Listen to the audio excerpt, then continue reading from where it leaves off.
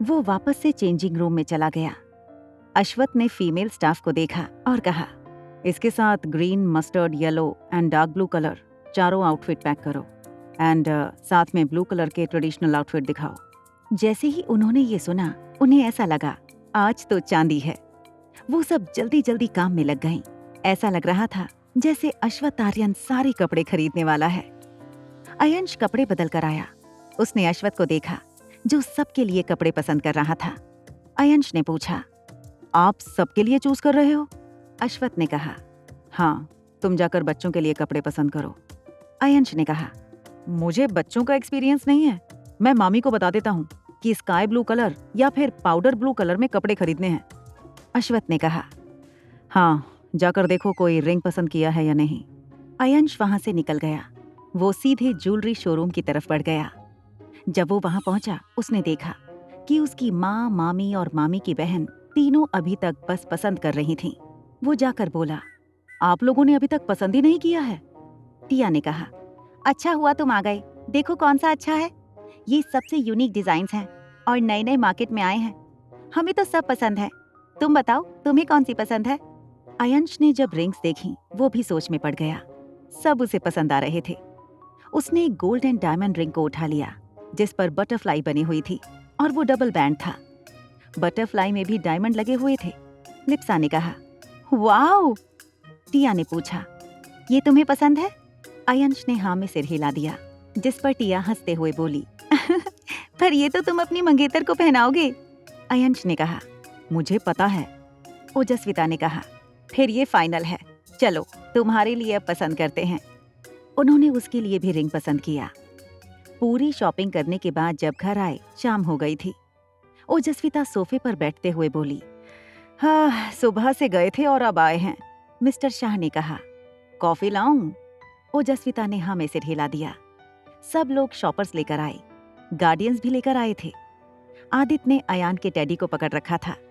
अयान खुशी से झूमता हुआ उसके पीछे पीछे चल रहा था। मिस्टर शाह ने कहा, इतना सारा क्या खरीदा है?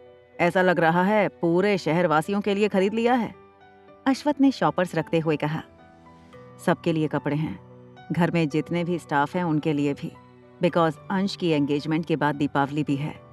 इयारा ने कहा, पर पापा, आपने पटाखे तो खरीदे ही नहीं।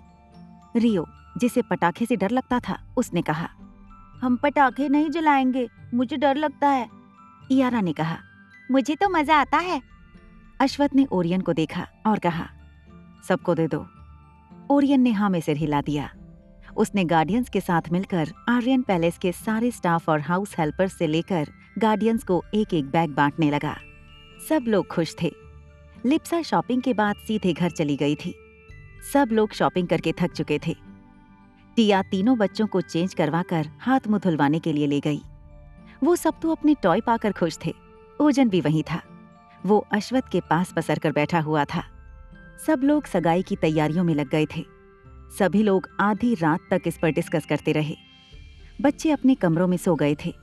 अकेला अयान जाग रहा था, जो टिया के पास बैठा हुआ था। टिया वहीं सोफे पर सो गई थी। अश्वथ ने कहा, सगाई अभ्रम के होटल में ही होगी। मैंने उससे बात कर ली है। झरना से भी बात हो चुकी है। आदित्य ने जम्हाई लेते हुए कहा, भाई, आज के लिए बस इतना काफी है। इतना डीप डिस्कशन तो हमने हमारी शादी में भी नहीं किया, जितना अंश की एंगेजमेंट में कर रहे हैं। देखो हमें। उसने अयंश को देखा, जो खुद आधी नींद में था। वो तो अपनी माँ के कंधे पर से रख कर झपकियां ले रहा था। आदित्य ने कहा, देखो हम तुम्हारे कितने अच्छे मामा हैं। ऐसे मामा तुम्हें कभी नहीं मिलेंगे। हमें दुष्ट कह रहे थे। अयंश की नींद टूटी। वो हड़बड़ा कर उठा और बोला, हैं, कुछ बोल रहे थे क्या? यतीश आर्यन ने कहा, अब कल के लिए बचा कर रखो। अश्वथ, तुम्हें तो समय से दवाई लेकर सो जाना चाहिए था। अब ये पंचों की पंचायत खत्म करो। मिस्टर शाह ने कहा, ऑलमोस्ट सारा मैनेजमेंट हो चुका है। कुछ बचा होगा तो वो भी हो जाएगा। चलो हम भी सोने चलते हैं, नींद भी जरूरी है। अश्वथ, जाकर सो जाओ। वो उठ गए। अयंश नींद में ही उठ गया और सीढ़ियों की तरफ जाने लगा। उसने नींद में ही कहा, गुड नाइट। मिस्टर शाह और ओजस्विता भी उठकर चले गए। यतीश आर्यन भी उठकर चले गए। ओरियन भी उठकर जाने लगा। उसने कहा, कल सबको इनविटेशन भी भेजना है, वो भी हो जाएगा। Good night. आदित्य, जो ओजन के बगल में था, उसने ओजन को देखा जो सो चुका था। उसने कहा, लो, ये भी सो गया। हम स्टोरी तो नहीं सुना रहे थे जो ये सो गया। आदित्य की बात सुनकर अनंत बोली, टिया भी सो गई है, चलो बहुत रात हो गई है। अश्वथ ने टिया को देखा जो आराम के साथ सो रही थी। उसके बगल में अयान भी सो रहा था, उसका मुंह खुला हुआ था। अश्वथ ने ओजन को देखा और फिर आदित्य को देखा जो अपनी आंखें मीच रहा था। उसने जब देखा कि उसका बड़ा भाई उसे ही देख रहा है, उसने कहा, भाई, मैं आपके साले साहब को उठाकर नहीं ले जाने वाला, आप ही ले जाओ। अश्वथ ने कहा, मैं तुम्हें उसे उठाकर ले जाने के लिए नहीं कहने वाला हूँ। उसे उठाओ और उसे उसका कमरा दिखाओ। आदित्य ने ओजन को देखा जिसे देखकर लग रहा था कि वो बहुत गहरी नींद में था। उसने उसके हाथ को हिलाया और कहा, ओजन उठो यार, हॉल भी कोई सोने की जगह होती है। चलो उठो, तुम्हें तुम्हारा कमरा दिखाता हूँ, तुम वहाँ जाकर आराम के साथ सोना। अश्वथ उठ गया और चलकर टिया और अयान की तरफ बढ़ गया। उसने अयान को देखा जो गहरी नींद में सो रहा था। अनंत ने कहा, आप टिया को ले जाओ, मैं अयान को ले जाऊंगी। अश्वथ ने हाँ में सिर हिला दिया और टिया को अपनी बाहों में उठा लिया। वो उसे लेकर सीढ़ियों की तरफ बढ़ गया। अनंत ने जाकर अयान को अपनी गोद में उठा लिया और उसे सीने से लगाकर जाते हुए बोली, ओजन को उसका कमरा दिखा देना। वो भी चली गई। आदित्य ओजन को उठा रहा था, लेकिन वो गहरी नींद में होने की वजह से नहीं उठ रहा था। उसे नींद भी आ रही थी और ओजन के ना उठने की वजह से वो चिढ़ गया था। उसने ओजन के हाथ को पकड़ा, फिर उसकी सबसे छोटी उंगली को अपने दांतों के बीच रखा और जोर से काटा। ओजन चिल्लाते हुए उठा, आ! आदित्य ने उसकी उंगली को छोड़ दिया। वो अपनी उंगली को देखकर हैरान था। फिर उसने आदित्य को देखा। उसने पूछा, जानवर हो क्या, मेरी उंगली क्यों काटी? आदित्य ने कहा, मैं तुम्हें इतनी देर से उठा रहा हूँ, लेकिन तुम उठ नहीं रहे थे। तुम्हें पता भी है मुझे कितनी नींद आ रही है। अब चलो, मैं तुम्हें तुम्हारा कमरा दिखाता हूँ, वहाँ जाकर चैन से सोना। ओजन अपनी उंगली पर फूंक मारने लगा। उसने आदित्य को घूर कर देखा जो खड़ा हो चुका था और सीढ़ियों की तरफ बढ़ गया था। वो भी खड़ा हो गया और उसके पीछे पीछे जाने लगा। उसने कहा, देखना, एक दिन मेरी भी बारी आएगी। तुमने मेरी उंगली को काटा है ना, देखना तुम्हारे साथ भी ऐसा ही होगा। आदित्य ने कहा, जब होगा तब होगा, अब चलो भी, मुझे बहुत नींद आ रही है। उसने उसे उसका रूम दिखाया और कहा, अब तुम्हें सोना है या फिर उल्लू की तरह जागना है, ये तुम्हारा काम है। तुम जानो और तुम्हारा काम जाने। इतना कहकर उसने बाहर से दरवाजा बंद किया और चला गया। ओजन ने एक जम्हाई ली और कहा, उल्लू के जैसे जागना किसको पसंद है। वो सीधे बेड पर लुढ़क गया। अश्वथ ने टिया को बेड पर लेटाया। वो गहरी नींद में थी। उसने उसके पैरों को सीधा किया और ब्लैंकेट उड़ाया। वो उसके बालों को कानों के पीछे करके उसे देखने लगा। उसके चेहरे पर थकान नजर आ रही थी। उसने उसके चेहरे को सहलाया, फिर वो भी उसकी बगल में लेट गया और उसके माथे को चूमते हुए लाइट ऑफ कर दिया। आदित्य तो अपने कमरे में पहुंचते ही सीधे बेड पर जा गिरा।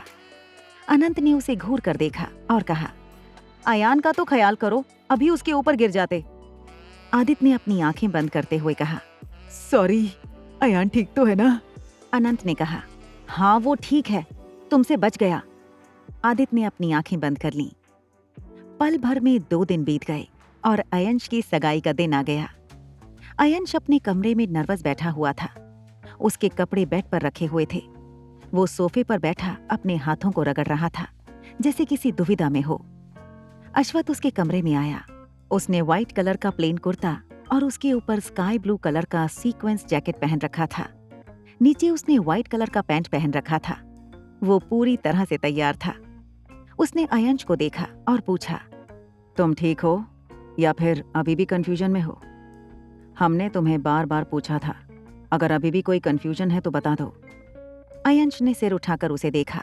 उसने कहा, एक्चुअली वो बात ये है। वो उससे कुछ कहता उससे पहले वहां आदित्य आ गया। उसने कहा, भाई, ओजस्विता दीदी सबको जल्दी तैयार होने के लिए बोल रही हैं। फिर उसकी नजर अयंश पर पड़ी। उसने कहा, सगाई तुम्हारी है अंश, हमारी नहीं है। जो तुम अभी तक तैयार नहीं हुए हो, हमें देख लो, हम कब के तैयार हो चुके हैं। आदित्य ने स्काई ब्लू कलर का कुर्ता पहन रखा था और उसके ऊपर एम्ब्रॉयडरी जैकेट पहन रखा था। उसने जैकेट के बटन नहीं लगाए थे और नीचे स्काई ब्लू कलर का पैंट पहन रखा था। अश्वथ ने कहा, तुम बाकी लोगों को देखो तैयार हुए या नहीं, मैं अंश के साथ हूँ। आदित्य ने कहा, ठीक है, मैं बच्चों को देखता हूँ, उन लोगों के अलग ही नखरे हैं। इतना कहकर वो चला गया। अश्वथ जाकर अयंश के पास बैठ गया और कहा, टेल मी, क्या हुआ है? तुम्हें बीते दिनों तो देखकर लग रहा था कि तुम दिल से इस रिश्ते के लिए तैयार हो, और आज तुम्हारे चेहरे को देखकर लग रहा है कि तुम अभी भी कंफ्यूजन में हो। अयंश ने कहा, मैं आपको कैसे बताऊं? अश्वथ ने कहा, जैसे हमेशा से बताते हो वैसे ही बताओ। अयंश ने कहा, एक्चुअली मुझे कोई प्रॉब्लम नहीं है, बात यह है कि आज ही सभ्यता की भी सगाई है। अश्वथ ने जब ये सुना वो अपने मन में बोला, तुम दोनों की सगाई है तो जाहिर सी बात है एक ही दिन होगी और आज ही होगी। फिर भी उसने अनजान बनते हुए कहा, ठीक है, कोइंसिडेंस हो सकता है, तो क्या हुआ, तुम्हें ये सगाई नहीं करनी है? अयंश ने कहा, सभ्यता को ही सगाई नहीं करनी है। एक्चुअली उसने मुझे कॉल किया था। उसने सारी बातें अश्वथ को बताईं। सारी बातें सुनने के बाद अश्वथ का मन किया कि ठहाका लगाकर जोर जोर से हंसे। वो मन ही मन हंस रहा था। उसने अपने चेहरे के एक्सप्रेशन कड़े किए और कहा, देखो अंश, उसने खुद रिश्ते से मना किया था। अब वो कोई छोटी सी बच्ची नहीं है, उसने खुद सगाई के लिए हाँ कहा होगा। वैसे भी किसी से रिश्ता जोड़ना कोई मजाक नहीं होता है, दो परिवार एक साथ जुड़ते हैं।